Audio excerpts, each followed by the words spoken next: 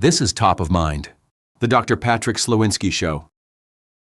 All right. Well, our producer, Victor, hello, everybody, and welcome to Top of Mind. I'm Dr. Patrick Slowinski, and our producer, Victor, is out on the road somewhere in Arizona, so be safe. Don't get bit by rattlesnakes and all those issues out there on the road in Arizona on the way for some weekend rest. So God bless you, Victor, out there. And I'm just really thrilled tonight. We have an opportunity to have Mr. Luis Molina here with us, who is a New York City native, but also, I believe, a native, right? You were born and Yes. raised 13 years in NYPD, a Marine. So Semper Fi to use Thank you. always a Marine, once a Marine, always a Marine. And so, who is a Marine and who is serving the wonderful people in New York City. And Luis and his team were talking with me. Um, Many of our listeners get bits and pieces, Luis, about what's going on in New York City. Depending on where you get your news, it's the end of the world. It's terrible. It's too expensive. Everybody's leaving. Compared to it's really not that bad, and we're making changes and we're moving things in a positive direction. So depending on who you talk to, you get different views of what's going on in one of the greatest cities in the world. So I wanted to talk to you about that. I'm just going to give you our listeners a little bit background on you, and then have you just take over, tell us more about you and how you ended up in your position. So Luis Molina, everyone, is a commissioner at the Department of Citywide Administrative Services, and I'm sure he's going to use the acronym DCAS Yes. while he talks. But Department of Citywide Administrative Services in New York City, with a budget about $2 billion, takes care of all sorts of administrative things, including police and fire trucks, cars, vehicles. You have a whole civil service that you work on, and I'm going to have you talk about some of those things you were doing with civil servants and those employees there in New York City. But first of all, I wanted to talk a little bit about you and give you a chance to just introduce yourself. And then we're going to talk about the city you're in, New York City, and how things are going. Okay. So welcome, Luis. Thank you, and thank you for having me on the show. I'm excited to chat with you this evening and just share a little bit about myself and what we have going on here in the city of New York. Certainly one of the great cities in America, from my point of view, as a born and bred New Yorker. I was fortunate as a kid that grew up in the Bronx, which is one of our 5 boroughs here. And I always say that I had my mom and my dad and my grandparents in my life.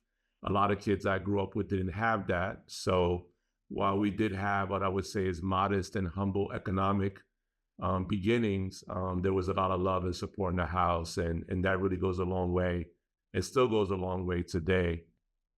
After I finished high school, I wanted to go on to college. And, I would hit a fork in the road at that point as a young adult, because my parents, while being very loving and supportive parents, they themselves and nobody in my family had actually went to college. So I didn't have a shepherd or a navigator, so to speak, at that point in my life, wanting to go to college. And the Marine Corps, the military in general at that time in 1990, 1991, had the GI Bill, and that was a pathway to help get financial support to go to college after serving 4.5 years on active duty. My dad was in the Marine Corps during Vietnam, so it was a natural segue for me. If I was going to join the military, I would have joined the Marine Corps, especially after hearing countless stories of my father share with me about the Marine Corps. And I had an amazing time and built lifelong friends from my time in the Marine Corps. I had a big impact on my life, gave me a lot of discipline, gave me the resilience to have relentless follow-up on trying to have purpose in life and always being in the service of others. So after the Marine Corps and going away to college at Chaminade University, which is in Honolulu, Hawaii, for those that may have never heard of Chaminade University, I knew I wanted to be in service. And one of the things I thought about as a young person was becoming a police officer.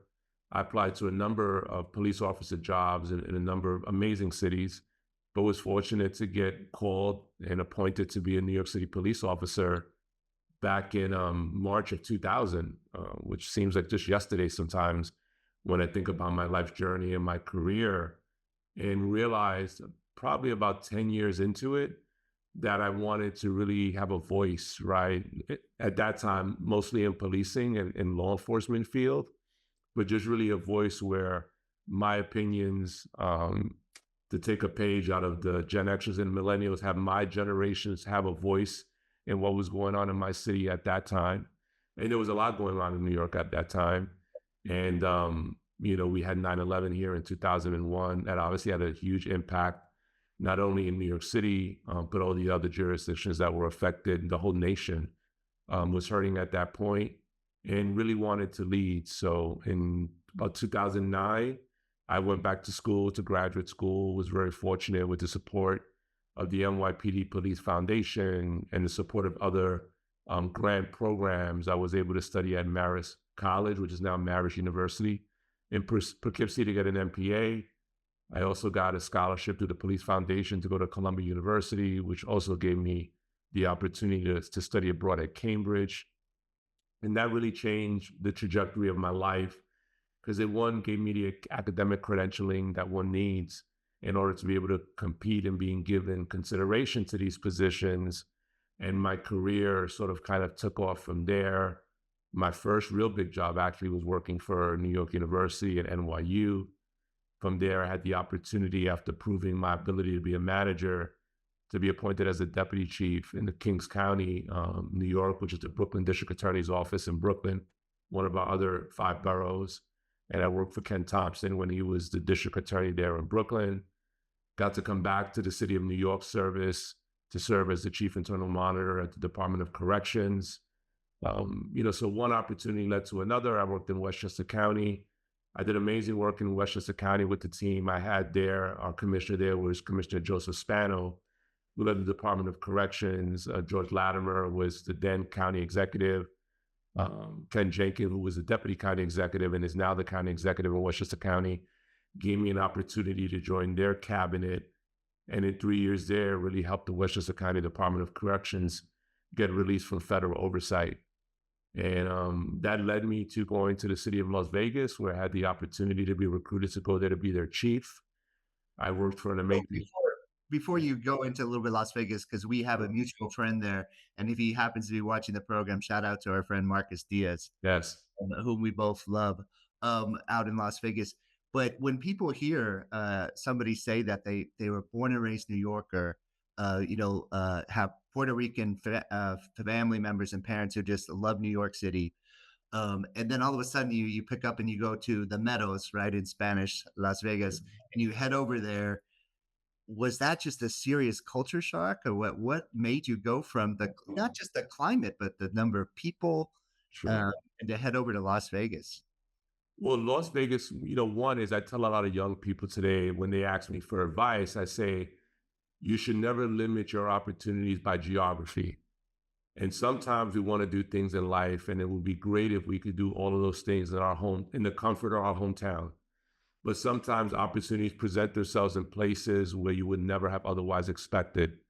And at that point in my career, I had not, I'd had really good positions, but I had not yet led an agency. And then when I got recruited to go to the city of Las Vegas to be their chief, it was my first opportunity to actually to be the agency head. And I had an amazing time in Las Vegas. I worked for an amazing mayor, Mayor Goodman, just a great individual, very supportive of me, and we still keep in touch today. I had the honor of promoting then police officer Marcus Diaz to Sergeant Marcus Diaz, and he's now lieutenant today for the city of Las Vegas. Just a wonderful team out there. Really got to stretch my abilities and lead.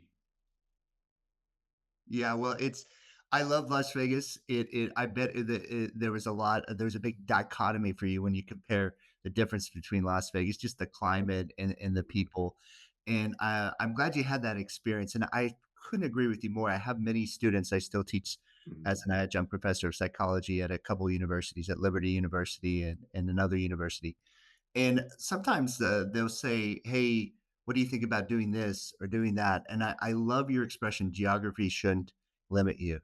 Get out there, try something new. So you go out to Vegas, you have that experience, and then in 2024, you are appointed by the mayor of New York City as a commissioner of DCAS. Why don't you spend a little time telling us about that, and then tell our listeners who really don't have maybe the right information or all the information about New York City, because I'll be honest, a lot of the things that people see are not good, right? Sure. It's people tend to focus on the negative. That's our bad psychology, how we're wired as human beings. We do for did you know, I don't know if you knew that for survival purposes, we are wired as human beings to seek out potential danger and negativity. So we're attracted to it in a weird kind of way to help us survive. But what it also causes is that sometimes we become too obsessed and we only focus on the negative things going on.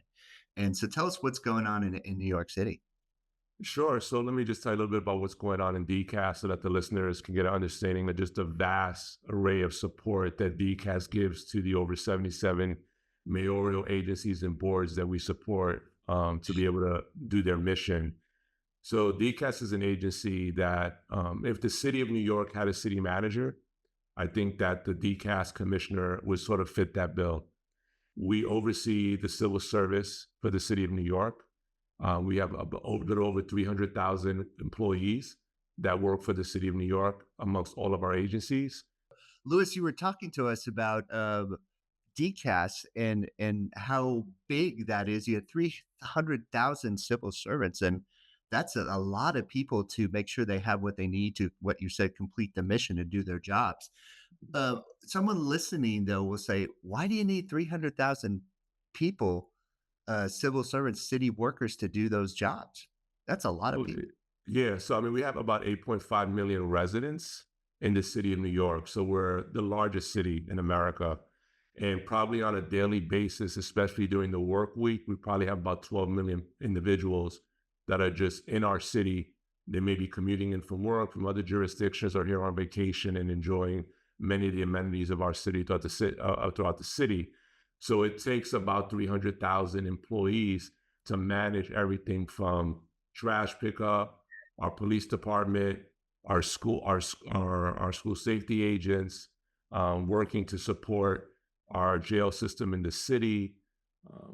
So there's a lot in order to get the city to move every day. Our Department of Transportation for our roads and our streets and doing all of that. So it's a big workforce that does a very important job to not only keep our city safe, but to make sure our city has the agility to respond to all sorts of things, man-made or natural issues that come up in the city. When you talk about civil servants, I know some people don't like that name about servants, right? But they're just wonderful people who have Mhm. families and are serving their fellow citizens in their city. Um, I understand that you've done a lot of work on developing a civil service exam. Uh, and so I wanted you to talk a little bit about that, or some kind of job assessment, I assume, a way to get the right people for those jobs. So if you and I understand that's something that that you and your office is proud of. You want to tell us about what if you're going to go be on your team and work as a civil servant there?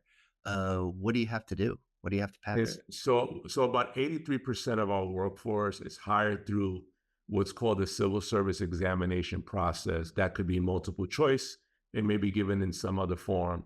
And typically, if you would take an exam, let's say to be in sanitation, you would have a score, and via that score, we would call off of a list to send classes or to hire individuals for a particular type of job title, sanitation being one as an example. There's police officers, correction officers, what have you. So we develop those exams. We then work to administer the exams, grade those exams, and come out with those lists. In addition to that, the rest of the balance of our workforce may be hired off a resume for mostly technical or senior level executive management positions. But either way, we do have standards of how the HR processes of our city should work. And we develop and enforce those standards across all of the city agencies that we support. So, one of the things that we have done that we worked on that we're proud of is we started looking at what is the minimum qualification requirement needed for some of these positions to make sure that now we're not asking for skills or credentialing that really doesn't speak to the core of what the person needs to know in order to fulfill a job, whether that's being a custodian, being a police officer. And we wanted to make sure that we opened it up and also valued life experiences that people bring to different types of jobs so that there would be the barrier of entry would allow more individuals to access city job opportunities with the city of New York. And that's really has affected. We've done about 91 job reviews, about 60 have been modified in some way, but it's opened up about 50,000 job opportunities for varying positions within the city of New York amongst all the agencies that we support. So when do you sleep? When do you see your family? Oh. We have an amazing team, right? So this work is not, any of this work is never done alone. So I have probably one of the best cabinet management teams of any agency, I think. And I've worked in several agencies in the city. I got to tell you, head and shoulders, this is one of the best teams I've ever had the pleasure of leading. So where I was reading from your bio, Louis, where were you head of animal control as well? Was That that was it? in the city of Las Vegas, yeah. So in the city of Las Vegas, when you're the chief there, you oversee animal control, which is everything from my dog went away to there's a mountain lion in my pool. Wow. Uh, the city marshals, which is the city of Las Vegas, is limited duty police force, and then the city detention center that's there as well. But you do not cover the animal control in New York City. That's a different probably operation. No, I do not. Yeah, that's not under my remit. So let our listeners know and our viewers know what it's like living in New York City. You've been there off and on Yeah. um, several decades of your life, I would Mhm. guess, but you've taken a few breaks to go different places. Mhm. Well, what's it like living in New York City for those people who, again, I'm giving you the chance to kind of break some stereotypes because a lot of people hear about high crime. They hear about people leaving because the taxes are too high. It's not an inviting environment. But what do you see on the ground in New York City? So listen, I've been in New York City since the cradle, so to speak, and I've seen this city evolve and grow over my lifetime. And what is New York today? It is a vibrant city, a very diverse city, where we can do everything from the arts to just enjoying the sort of architecture that has allowed the city to grow over the many as long as older than actually the existence of our country. So I would say, crime today, there's a number of violent crime is at historic lows when we look at the number of not only shooting victims and shootings and homicides are down. So our police department is doing an amazing job making sure that our city is safe, that visitors and residents here are safe. It's in a city where we do need more affordable housing, but I will say that under the Mayor Adams administration, we have created a pipeline of affordable housing that will be built in the city that is more housing than the last two former mayoral administrations combined. We have lowered unemployment, especially for persons of color, significantly, and we've created significant opportunity for small business, especially minority and women business enterprises, to have access to economic opportunities in our city. So, under Mayor Adams, this has been a city of action and not one of reaction.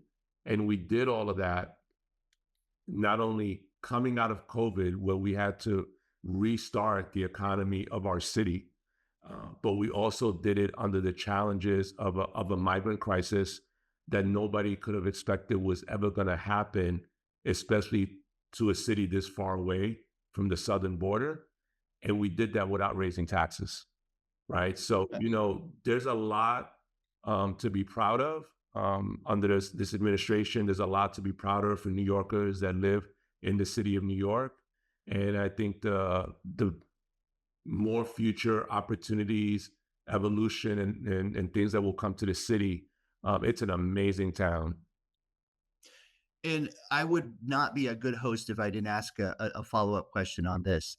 And not by any means pushing back on you, but how has the migration situation over the years affected your office and just the people in New York City? I would assume in terms of resources, I'll give you a context, just the amount of resources you need to meet the needs of a large amount of people coming in. Yeah, so it was a challenge to say the least, right? I mean, over the course of the 3 years that we were dealing with the issue, the financial burden on the city was about $7.7 billion, right? $7.7 billion that was not earmarked to go to address that issue. That was not the fault of anyone in the city of New York or in the state of New York.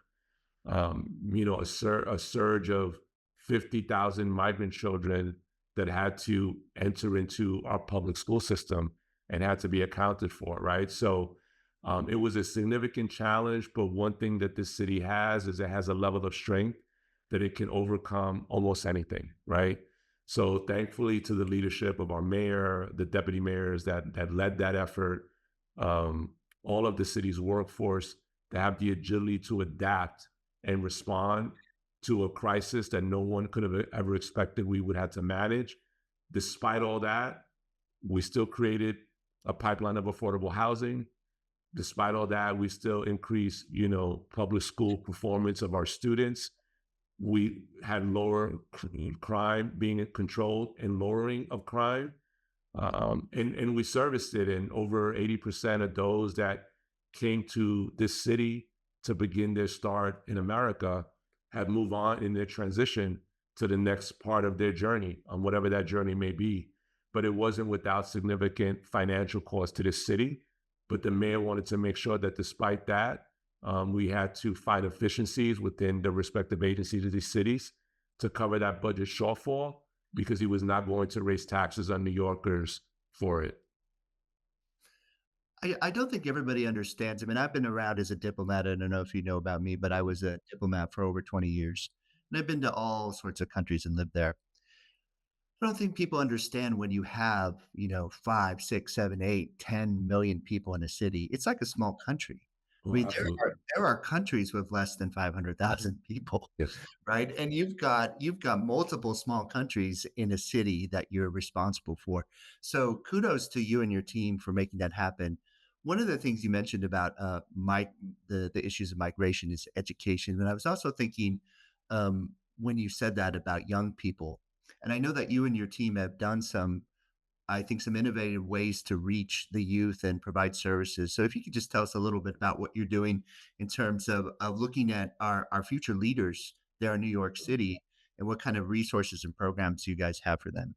Yeah. So one thing I'll say is, specific to our agency, we do a lot with creating opportunities and supporting the Summer Youth Employment Program, which is across the whole city with the Department of Youth and Community Development, where we have tens of thousands of young people participating in internships across all of the agencies we have in the city. When we think about young adults, those that are 18 and maybe coming into the workforce as they finish their high school, they may be in college, we've opened up hiring halls, right? And they're not just for young adults, but I think it speaks to, we go to where the people are to share with them the opportunities that exist rather than waiting for people to come to us. So we have hiring halls that we participate with New York City NYC Talent, as well as our NYC Small Business Services. And we support those endeavors to help educate those that are seeking employment, young or old, with what is the process to gaining employment with the city of New York. And sometimes people just are not aware of the opportunities. We have 19,000 job opportunities in the city across all of our agencies. And we want young people, those that may be doing a mid-career shift, to sort of know about them. We also have a career pathway program for those that are in our City University of New York school. And we doubled that program from 100 slots to 200, where CUNY fellows can come work at city agencies with a pathway to a permanent job after successfully 2 years of completing that fellowship, if they choose, to come on to have permanent civil service protections with a job opportunity. So the next thing we're working on is how do we advance apprenticeship programs, and we're going to work with DOE and our labor unions to maybe hopefully launch some of those programs very soon with DCAS in the area of trades jobs, where we're talking about stationary engineers, oilers, electrician trades, and all of those things, so that young people have an opportunity to just join our workforce, right, and have an amazing career at the same time. You mentioned that you have several open positions there, about 19,000 or more. Yes. Is that earmarked for more younger people for like internships, apprenticeships, or just in general? That's just in general, right? So, we would target the swath of different ages. We are an age inclusive city. Different jobs have different hiring requirements. Some of that, sometimes age is a factor in that, but they're for the entirety of the city. So how do you get people from the outside that maybe don't have all the information or have a certain kind of perspective from the information they've been given, what they've watched in the Mm. media about the crime rates, which you've refuted and said that they're going down and it's better, and then housing. To me, if I'm going to try to go and start a life in New York and work, I'm going to be worried about getting a job, having a place to live, and being safe. And it Sure. sounds like those are three top priorities of you and your mayoral office as well.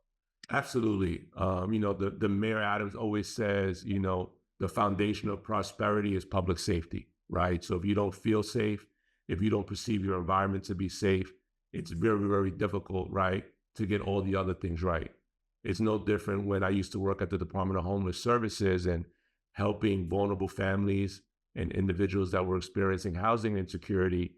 Until you have a stable home environment, living in shelter, it's hard to get everything else in your life in order when you're living in the volatility and instability of temporary shelter until that happens, right? So public safety is important, and it's at the forefront of Mayor Adams's priorities, especially for him having served over 20 years in the NYPD and retiring an NYPD captain. So he brings those lived experiences of his life to this work.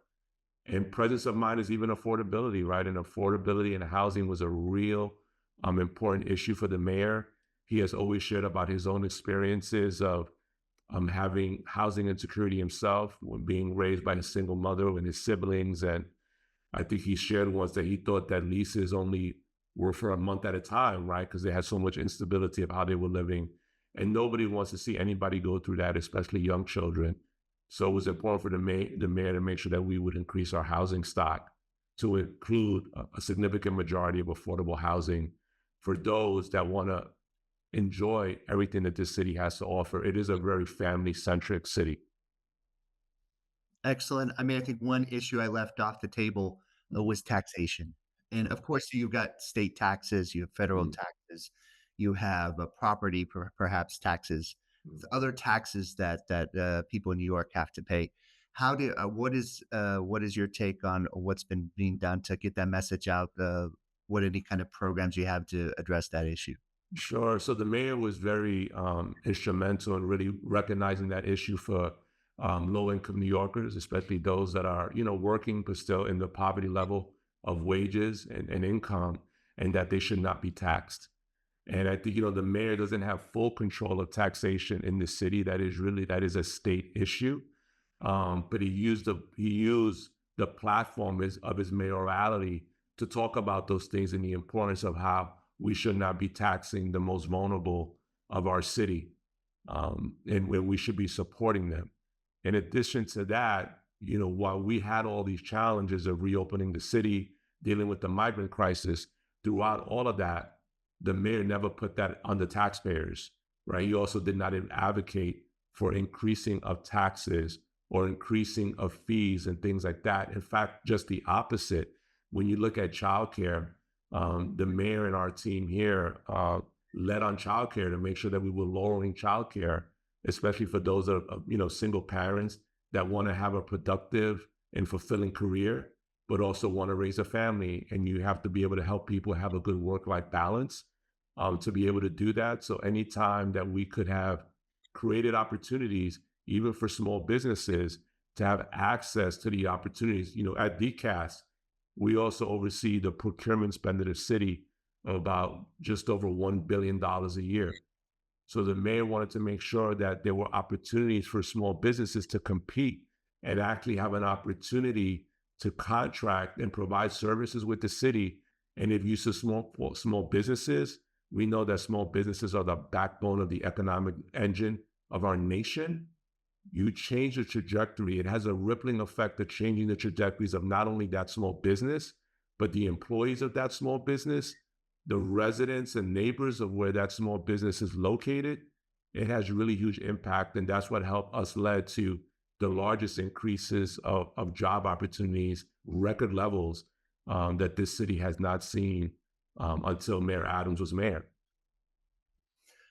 Well, listen, Louis, we are kind of getting to the end of our podcast tonight, but I wanted our listeners to hear a different viewpoint. I'll be honest, a lot of people hear things that are fairly negative about New York City.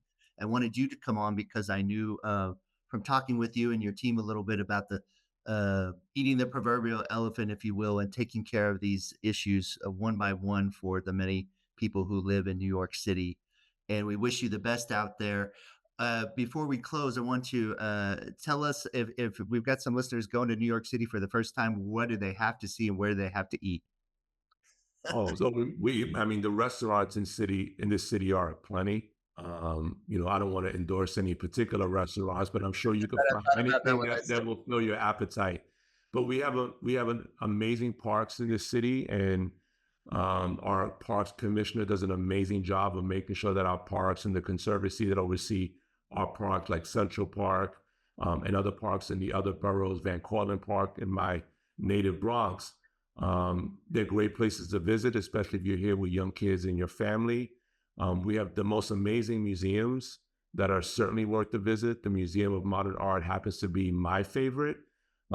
And I think it's a museum that children and adults or art lovers can enjoy, as well as the Museum of Natural History that's on the Upper West Side, on the west side of Manhattan. Well, thank you so much, Louis. And to our listeners, again, we've been speaking with Louis Molina, who is the commissioner of the Department of Citywide Administrative Services, called DCAS in New York City. It's been a real pleasure to have you on the show, and we hope to have you come back and give us progress reports on your wonderful city. Thank you. Anytime. Thank you for having me. In a world full of noise, clarity is power. Stay informed, stay aware, stay top of mind.